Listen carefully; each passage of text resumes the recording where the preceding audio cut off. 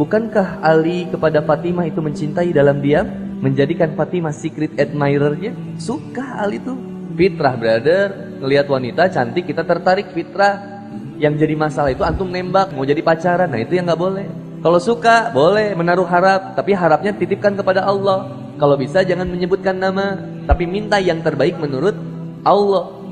Allahumma rzuqni hubbaka, ya Allah rezekikanlah kepadaku cinta kepadamu. Wa hubba man habbaka, dan cinta kepada seseorang yang mencintaimu. Wa hubba man yuqaribuni ila hubbika, dan dekatkanlah aku kepada sesuatu yang mampu mendekatkanku kepada cintamu. Asik tuh doanya. Terjebak dengan dunia pacaran, ya Allah, tidak akan pernah engkau mendapatkan kebahagiaan sejati ketika engkau masih berpacaran.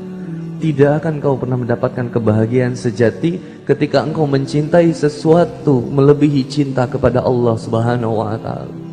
Kebahagiaan yang sejati adalah ketika engkau menanamkan cinta satu-satunya kepada Allah dan Rasul, dan engkau menaruh harap di sana, dan engkau tanamkan ketakutanmu hanya kepada Allah, dan kecintaanmu hanya kepada Allah. Itu yang menjadikanmu terus percaya untuk hidup dalam setiap harinya. Siapa penghuni surga itu? Penghuni surga itu adalah orang yang berbuat maksiat dan telah bertaubat.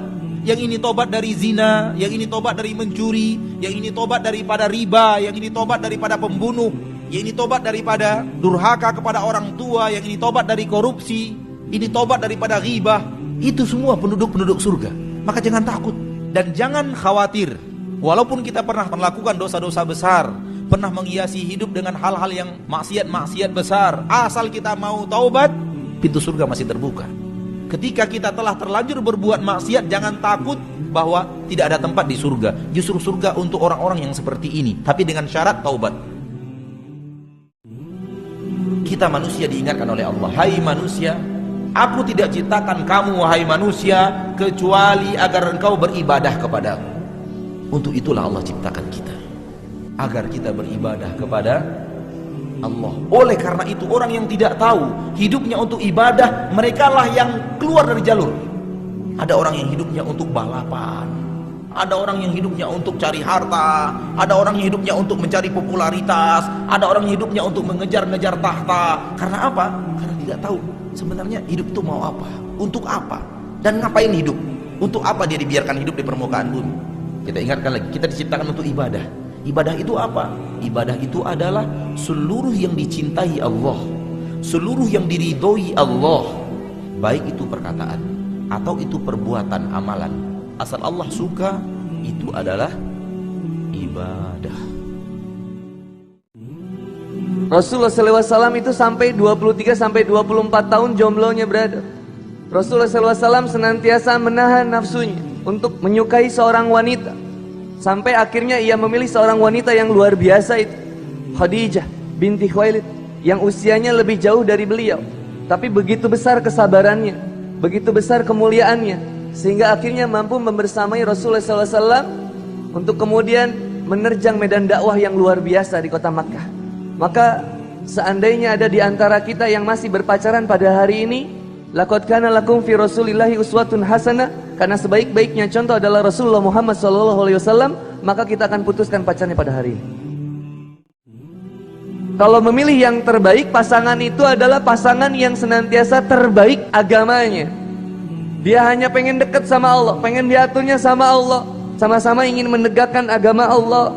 Maka ini yang menjadi cita-cita kita, mendapatkan seorang pasangan yang terbaik agamanya. Bukankah tujuan kita beribadah kepada Allah Subhanahu wa Ta'ala? Aku diciptakan untuk beribadah kepada Allah. Aku mau kamu. Kamu juga manusia diciptakan oleh Allah. Maka aku mau cari kamu yang sama-sama bisa menjadi sarana untuk kita beribadah kepada Allah Subhanahu wa Ta'ala. Aku mencintai kamu karena Allah, kamu pun mencintai aku karena Allah. Kalau aku mencintaimu karena dirimu saja sendiri, kau bisa mati, paras cantikmu bisa berkurang, kebaikanmu bisa hilang, hartamu bisa berkurang. Tapi jika aku mencintaimu karena Allah, apapun yang terjadi kepada dirimu, dua insan yang saling mencintai karena Allah, dia akan selalu punya alasan untuk terus bersama. Cinta yang namanya cinta pacaran itu adalah cinta penuh dengan nafsu yang sangat-sangat parah, luar biasa. Di mana letaknya urusan cinta? Kenapa ketika berbicara cinta justru kemudian kau melakukan sesuatu yang kau tidak mau bertanggung jawab atas apa yang telah kau kerjakan kepada dirinya?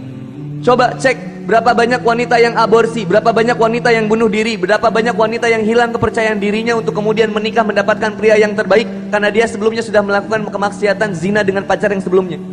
Yang selalu jadi korban wanita.